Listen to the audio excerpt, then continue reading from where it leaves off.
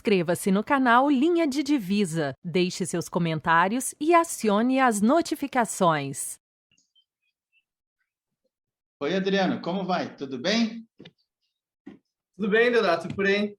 Tudo bem também. Começou a esquentar aqui em Campinas, viu? Estava fazendo hoje 32 graus aqui.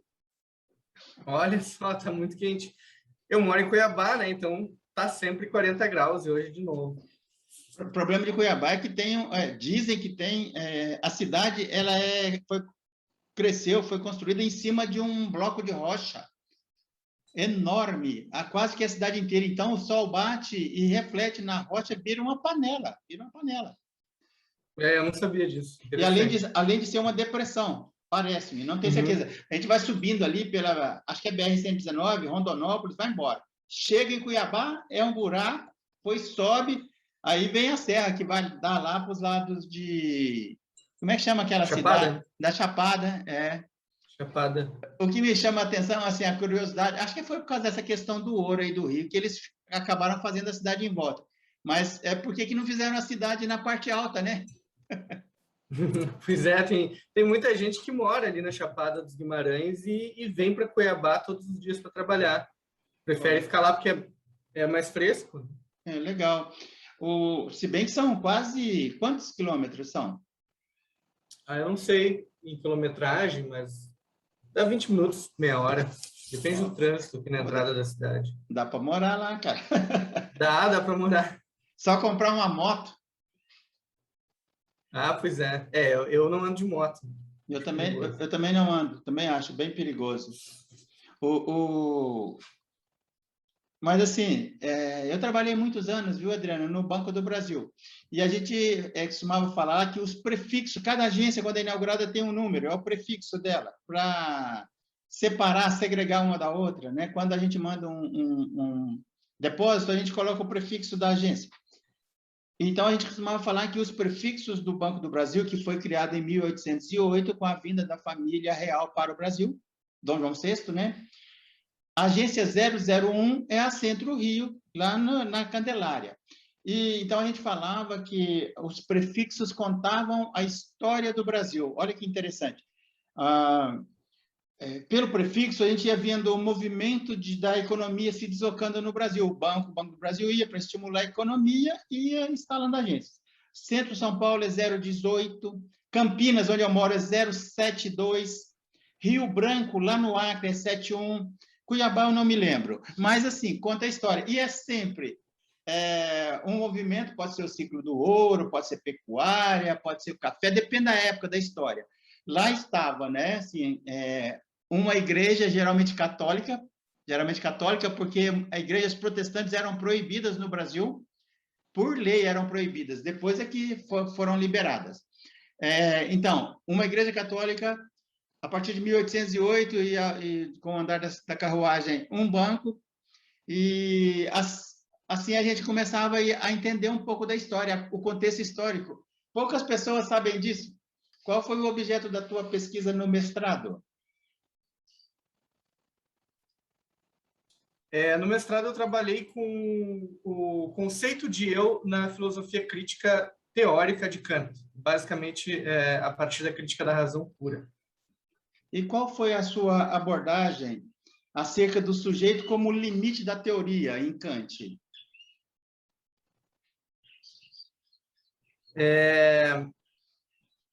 Então, essa é uma questão bem complicada de explicar, mas basicamente toca o conflito entre dois problemas. O primeiro é que Kant toma como ponto de partida a constituição transcendental, que a gente pode dizer que é o sujeito, né? Então, o sujeito cognitivo, né? de onde, digamos assim, são produzidos os elementos que constituem a experiência em conjunto com aquilo depois que vai ser o material empírico. Então, a gente tem essas faculdades, que são a intuição sensível, o entendimento, basicamente, né? As duas principais e originárias, eu diria. Só que, de outro lado, o que acontece é que o Kant está, de alguma forma, pressupondo que essas faculdades atuam em conjunto e que elas estão em um mesmo sujeito cognoscente, certo? De outro lado, o problema é que a gente não pode conhecer o sujeito cognoscente.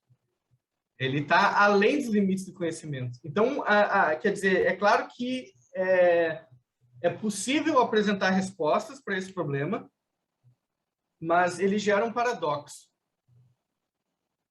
E aí a resposta depende de uma análise minuciosa e de interpretação. Aí é justamente aqui que a gente encontra o limite, né? Quer dizer, o sujeito ele consegue, de alguma forma, constituir conhecimento sobre o fenômeno, inclusive sobre si mesmo como fenômeno, como corpo, como sujeito empírico e etc. Mas ele não consegue conhecer algo que talvez seja justamente uma espécie de pressuposição da sua unidade.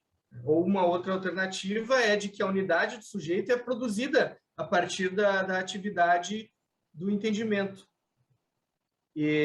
Então, o sujeito seria o entendimento em conexão com uma intuição sensível. A questão é, a intuição sensível faz parte dessa unidade ou é algo externo? Então, a gente tem uma série de questões aqui que colocam o sujeito como limite, mas por que ele é o limite? Porque a gente coloca ali, o nosso conhecimento se dá a partir daquele ponto adiante. A gente não pode retroceder e olhar para trás e ver, digamos assim, como diz o Hegel numa passagem da fenomenologia do espírito, né? A gente não pode abrir a cortina e ver o que tem atrás, né? O Hegel, na verdade, assim, a gente abre a cortina e vê e não tem nada, né? É isso que o Hegel diz. Aí, no caso do Kant, a gente não pode, né? De fato, se a gente abrir a cortina, não vai ter nada para nós. Porque nossas faculdades cognitivas têm certos limites, né? Elas só conseguem processar aquilo que é processável de acordo com o modo com que elas operam.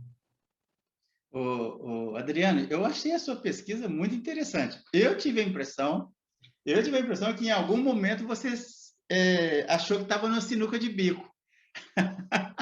Aconteceu isso? Porque você mexeu ali com pontos assim extremamente interessantes. E, assim, justamente essa questão da cortina, em algum momento você achou que não ia conseguir ultrapassar esse limite, no sentido de entendê-lo? Na verdade, não, porque ter encontrado esse ponto foi justamente o estímulo maior para a pesquisa, né? Eu acho que só mostrar isso já é interessante. É a partir daí que eu consegui elaborar divisões que, na verdade, elas já estão no texto, né? Para quem lê com atenção, não é difícil distrair, né?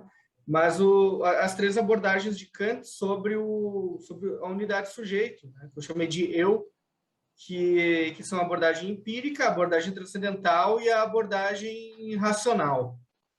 E as peculiaridades e as novidades de cada abordagem, né? Especialmente essa distinção entre o racional e o transcendental, né? Que o Kant traz de novo na discussão filosófica na época dele é justamente a distinção entre o transcendental e o metafísico.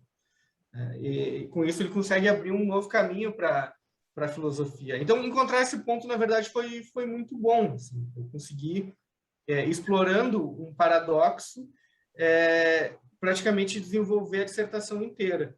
Mas hoje em dia eu não concordo com tudo que eu escrevi na dissertação. Então, eu espero que algum dia... Eu já tinha esse plano antes, eu achava que eu ia conseguir fazer isso antes, não consegui ainda, mas eu pretendo revisar essa dissertação, ampliar a pesquisa, reescrever ela e aí publicar, eventualmente, um livro ou uma série de artigos sobre esse assunto, mas, assim, de maneira mais aprofundada, né? Com um diálogo mais amplo com comentadores e com uma qualidade maior do que tem, geralmente, uma dissertação de mestrado. Legal. Adriano, e quais foram as suas considerações acerca do idealismo transcendental?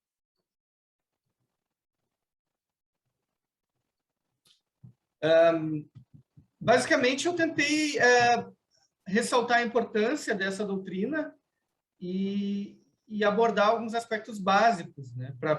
Porque o tema central da dissertação pressupõe isso. Então, no meu segundo capítulo, eu abordei o problema do idealismo transcendental, que é certamente o ponto mais importante, mais característico da filosofia kantiana, da filosofia crítica, né, do período crítico, e, ao mesmo tempo, mais problemático, porque o Kant, com o idealismo transcendental, ele busca, em uma jogada, resolver dois problemas, que é responder ao problema do realismo, que a gente poderia chamar o realismo da época de realismo ingênuo, e o problema do idealismo, também que nós poderíamos chamar o idealismo pré-kantiano de idealismo ingênuo. Então, o Kant traz um idealismo crítico. Em outros momentos, ele chama também de idealismo transcendental, que não deixa de ser um idealismo. Então, o Kant tem uma resposta, né, a alguns problemas do idealismo clássico, né, tradicional ou ingênuo, mostrando que justamente os pressupostos mais importantes do idealismo transcendental conseguem resolver os maiores problemas do idealismo, vamos chamar assim, tradicional ou ingênuo. Né? Como? Justamente por conta da pressuposição de que espaço e tempo são formas subjetivas, puras e a priori da intuição sensível, em vez de objetos ou algo que, enfim, seja objetivo em algum sentido. Né? E o problema central seria o problema do solipsismo, a distinção entre representações e os objetos mesmos. Né? Esse é o problema do idealismo. Quer dizer, o problema do idealismo é que, no fim das contas, a gente não consegue fazer a separação entre o que é uma mera representação e o que é o objeto, porque eu não tenho acesso ao objeto fora das representações. Quer dizer, talvez a gente possa sofisticar, né, pensar que alguns idealistas, autodeclarados ou não, tenham buscado maneiras de resolver esse problema, né? Mas não deixa de ser um problema que nos conduz, entre outras coisas, ao problema da dúvida com relação à realidade do mundo externo e, consequentemente, ao solipsismo. Como que o Kant resolve isso? Bem, espaço também é uma forma subjetiva, mas o que se dá no espaço é real, né? E é externo a mim, ainda que enquanto fenômeno. E mais ainda tem um outro elemento importante do idealismo transcendental, que é a distinção entre fenômeno e coisa em si.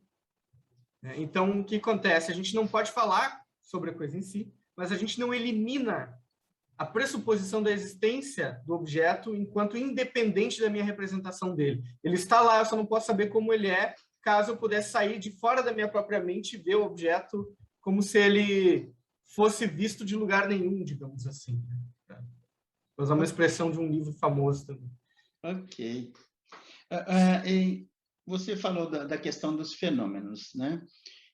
Qual foi a sua abordagem acerca do eu fenomênico e do eu transcendental? Como é que você abordou, vamos chamar de esses dois eus?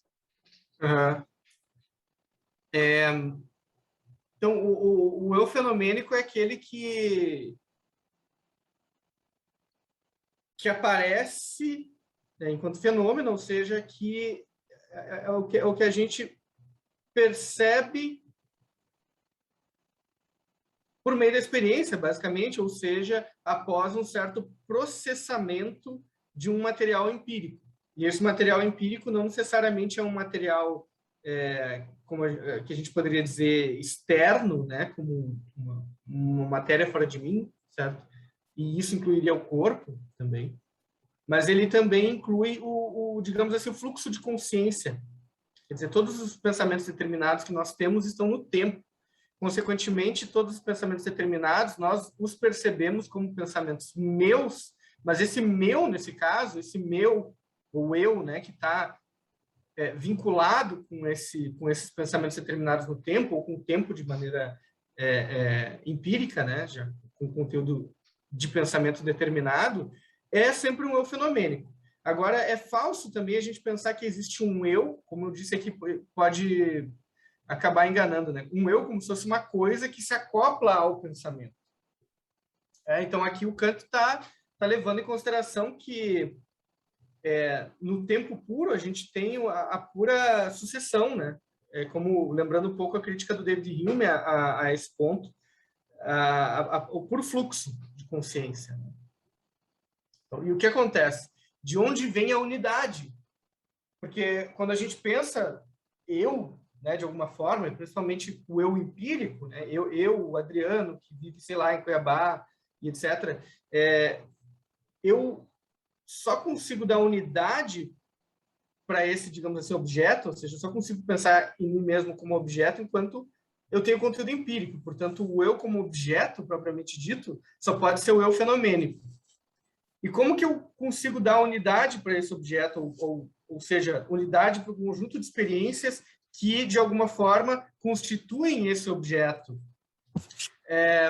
Por meio das operações de síntese, que aí são operações que a gente poderia dizer são transcendentais, né?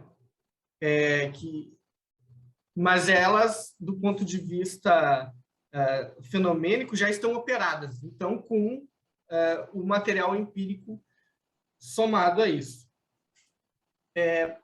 Apesar disso, a gente tem alguns elementos que são a priori e que, apesar disso, são, digamos assim, aplicáveis à constituição do eu fenomênico, que são os produtos das relações entre espaço e tempo. Então, o Kant vai dizer que o tempo é por extensão e o espaço puro é sucessão. Mas quando eu relaciono sucessão e extensão, eu tenho também a ideia de simultaneidade no espaço. E com o tempo eu tenho a noção de mudança, a partir da relação com simultaneidade e sucessão. E disso também vai me trazer a noção de forças motrizes, principalmente vinculado com o espaço, e de permanência. Então, a permanência é uma espécie de síntese entre a sucessão, a simultaneidade e a mudança, principalmente, né? Mas envolve também, então, extensão, forças motrizes, etc. E essa noção de permanência, então, ela é uma noção construída na relação da experiência empírica. Mas é uma categoria que a gente poderia dizer que é a priori, mas é a priori não enquanto categoria, na verdade, categoria não seria a palavra certa, né? Nem seria uma espécie de conceito puro, mas é já um conceito a priori, fruto da conexão das relações entre espaço e tempo. E então é um elemento, digamos assim, prévio, né? Transcendental, que constitui a estrutura desse objeto, que seria o eu. Ok. Adriana, você citou alguns comentadores na tua dissertação. Você pode falar um pouco sobre algumas das considerações dos comentadores que você citou?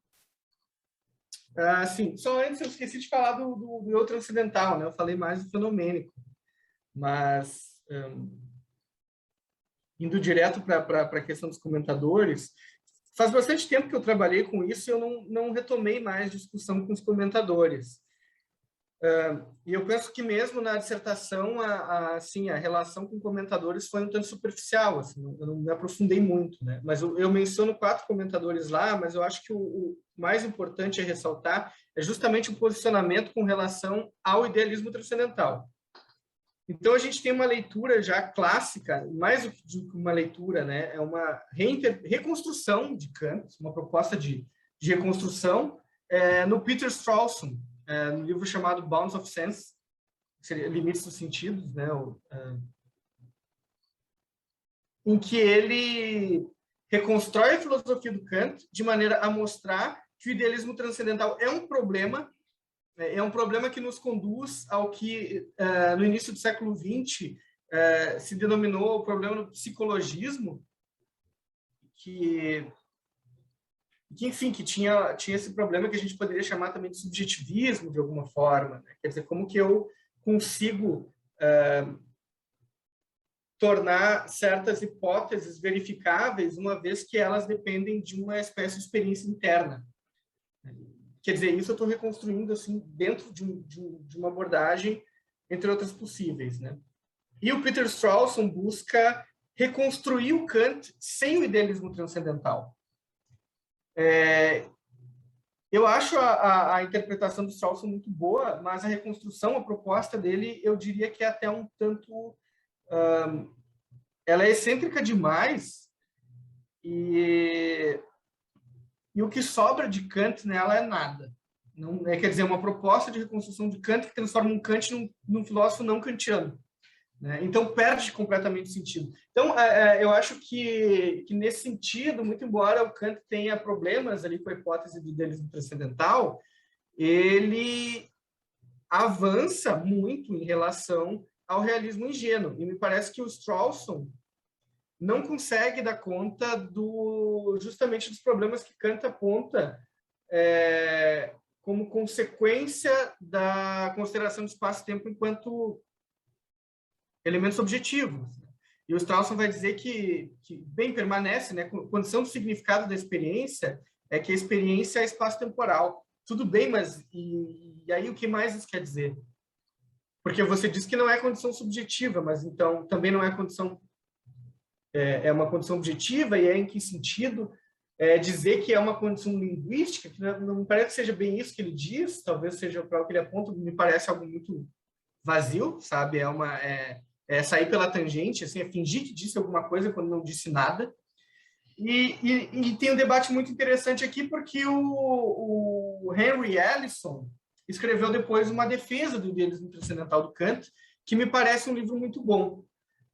Muito embora eu também não concorde completamente com o Allison, mas eu não tenho aqui condições de entrar em detalhes, porque eu já não lembro mais desse livro, né? Mas é um livro muito interessante. E nesse debate tem a dissertação do professor Cláudio Dal Bosco, que busca comparar o Strawson e o Allison, toma posição a favor do Allison. Eu acho esse livro muito bom, um livro que é fruto de... Está publicado como livro, né? E o livro é fruto de uma dissertação de mestrado. Você quer retomar um pouco o eu transcendental ou já está bom?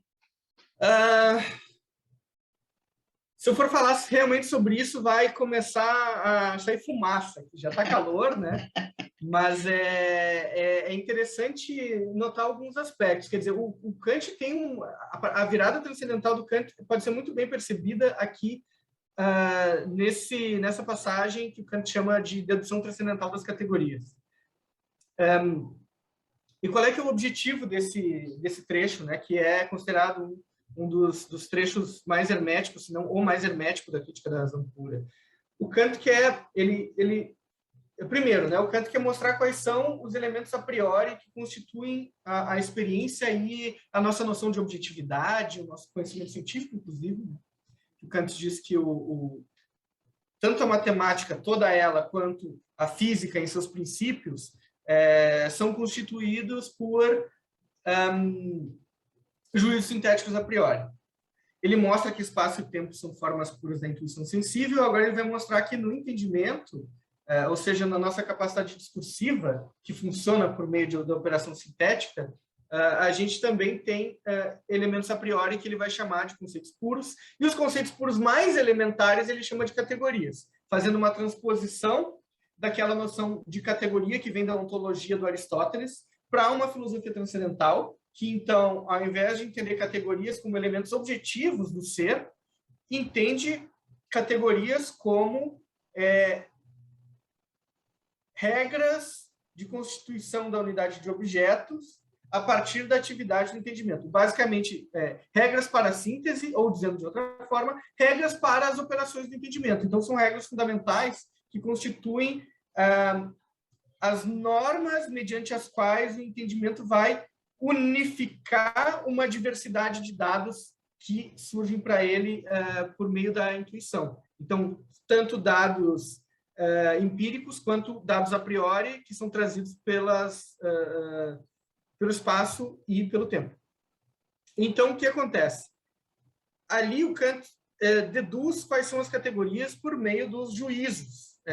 Os tipos de juízos que a gente usa na lógica tradicional, né? Que a gente chama de lógica geral. A partir daí, ele vai dizer assim, bem, tem uma homologia estrutural entre essas formas dos juízos que a gente usa na lógica geral e uma espécie de regra de atividade de constituição dos objetos, que ele vai chamar de lógica transcendental. Então, tal como é a regra que me dá o juízo, eu tenho também a regra que me dá a determinação do objeto, a determinação transcendental. E aqui ele deduz as categorias. O que ele precisa fazer? Ele precisa mostrar que as categorias não só existem na nossa mente de alguma forma, mas que elas têm validade objetiva. Ou seja, não só que elas são aplicáveis à experiência, mas que elas necessariamente se aplicam à experiência. Ou seja, em toda experiência há aplicação de categorias necessariamente, logo a nossa noção de experiência implica necessariamente a aplicação das categorias. E para mostrar isso, ele vai ter que entrar no problema da unidade da consciência. E aí ele vai trazer o conceito de unidade originária da apercepção, ou também ele vai chamar de apercepção transcendental, que é aquela que permite a reunião de todo e qualquer dado em uma mesma consciência, ele vai dizer assim, ou seja, é o que dá unidade para todo o conjunto de sínteses efetivas ou possíveis. Então, essa é uma unidade transcendental. Ao mesmo tempo, essa unidade da consciência não é uma coisa, não é uma alma, como em Descartes, uma mente como uma coisa, um objeto dado, né? Na verdade, a gente não sabe o que está por trás assim, das categorias, porque para conhecer a gente já precisa aplicar as categorias. Então, aqui que a coisa dá um nó, entende? Mas, ao mesmo tempo, eu acho que o Kant abre possibilidades interessantes de superação de uma metafísica tradicional e também de um empirismo realista e ingênuo, né? Um materialismo bruto, ingênuo, assim, que não quer dizer, a gente é só matéria, etc. Então, o Kant vai dizer não é só matéria. Então, o problema para o Kant, além da abordagem metafísica, como aquela do Descartes, que acredita que por meio da experiência imediata do nosso ato de pensar, nós podemos também, com isso, inferir a existência de uma alma enquanto substância, que é uma perspectiva que o Kant vai criticar, justamente tendo como base esse limite transcendental. Por outro lado, o Kant também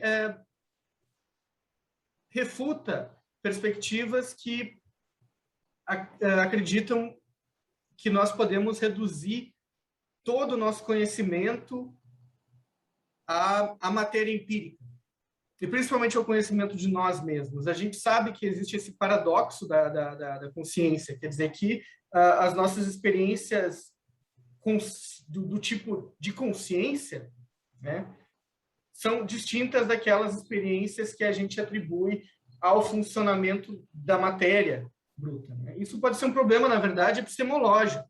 E é isso que o Kant, de alguma maneira, está trazendo. Então, não é que sejam simplesmente dois tipos diferentes de experiência, mas são duas abordagens epistêmicas distintas. E o Kant vai chamar a atenção para isso.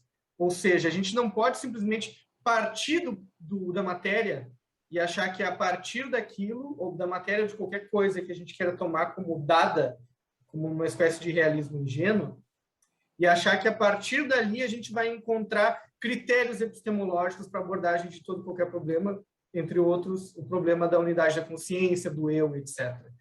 Na verdade, quando a gente trata da matéria, quando a gente conceitua a matéria, quando a gente fala do funcionamento dela, ou busca explicar o funcionamento da matéria, das coisas físicas, a gente já tem certas pressuposições epistemológicas, que são dadas já não apenas previamente ao discurso, mas, segundo Kant, inclusive, previamente à própria percepção. Então, quando a gente fala em percepção, a percepção já é mediada pelas estruturas transcendentais, a saber, espaço-tempo e as categorias ou conceitos puros. E com isso, o Kant traz essa ideia, então, da abordagem transcendental da consciência, da unidade da consciência do eu, em que a consciência não é nem uma coisa material ou fruto de uma coisa material, ela não é inserida das relações materiais, portanto, não é um produto secundário de alguma coisa, também não é uma substância que a gente pode conhecer apenas metafisicamente, uma substância não material, portanto, o eu não é uma substância nesse sentido transcendental. O eu é o quê? É a mera tendência de unificação do conjunto de dados por meio da atividade do entendimento. Então, a unidade da consciência é condição para a experiência, é condição para o conhecimento, e não é uma coisa. No melhor dos casos, nós poderíamos dizer que a unidade subjetiva é produzida por uma atividade transcendental, mas aí nós diríamos uma atividade transcendental que vem da onde? A gente não sabe, porque isso seria tratar da coisa em si. Então, esse é o paradoxo que está lá justamente nessa passagem, que, ao meu ver, é mais importante, que, ao mesmo tempo que traz uma nova abordagem filosófica, também nos deixa em um vazio que é muito complicado. Ok. E qual foi a sua abordagem acerca do eu numênico e da ideia regulativa de eu ou alma? Como é que foi isso? Então, esse é o elemento que complementa o que faltava. Porque o que acontece? Quando Kant vai abordar a natureza das ideias, ideia para o Kant não é a mesma coisa que qualquer representação, como nos filósofos da primeira modernidade, ou ainda algo igual a conceito. Ideia é, vamos dizer assim, a representação da totalidade das condições em cada aspecto da atividade de pensar. Certo? Então, quando eu penso na minha atividade de pensar, eu tenho o sujeito que pensa e eu tenho a totalidade das condições desse elemento do pensar, que é o sujeito. Eu penso no sujeito total, digamos assim, né? No tempo, por exemplo, e aí eu tenho o conceito de alma. Quando eu tenho a condição total dos fenômenos, eu tenho o conceito de mundo.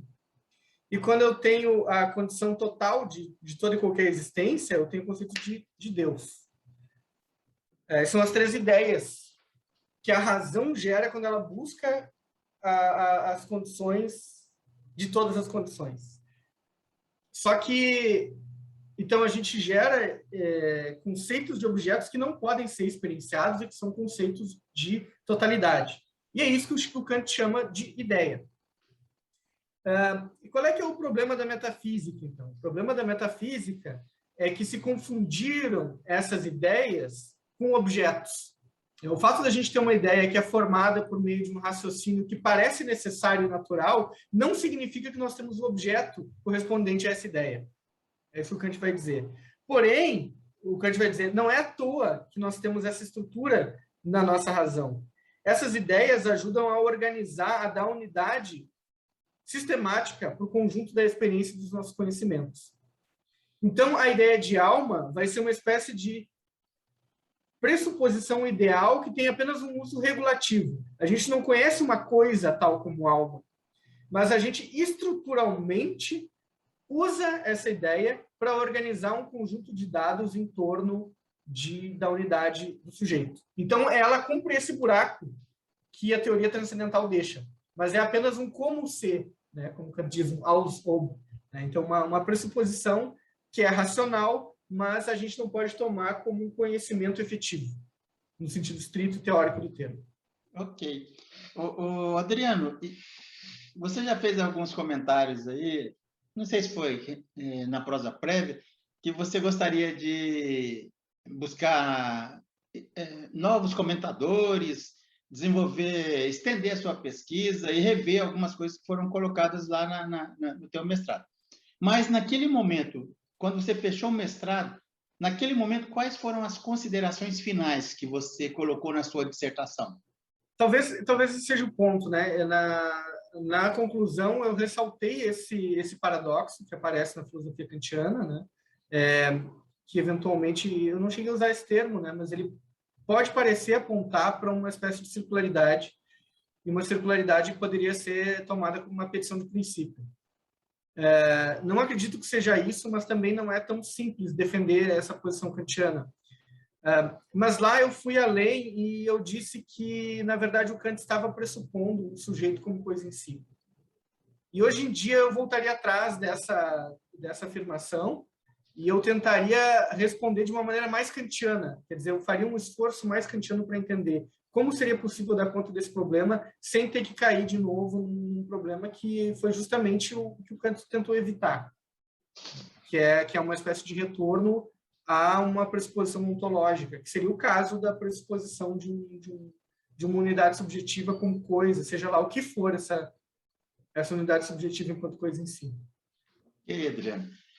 Quero te agradecer por separar mais uma vez, a segunda vez que a gente bate papo, que a gente troca algumas ideias aí. Quero te agradecer pela tua disponibilidade. A gente volta a conversar no futuro, tá bom? Certamente, muito obrigado, Deodato. Muito obrigado pelo trabalho de colaboração e divulgação das pesquisas acadêmicas, né? Eu acho que é um espaço muito importante. Esse trabalho que você está fazendo é importante também. Eu agradeço muito e obrigado novamente pela oportunidade para expor aqui, divulgar um pouco do meu trabalho. Ok, Adriano, um abração. Tchau, tchau. Inscreva-se no canal Linha de Divisa, deixe seus comentários e acione as notificações.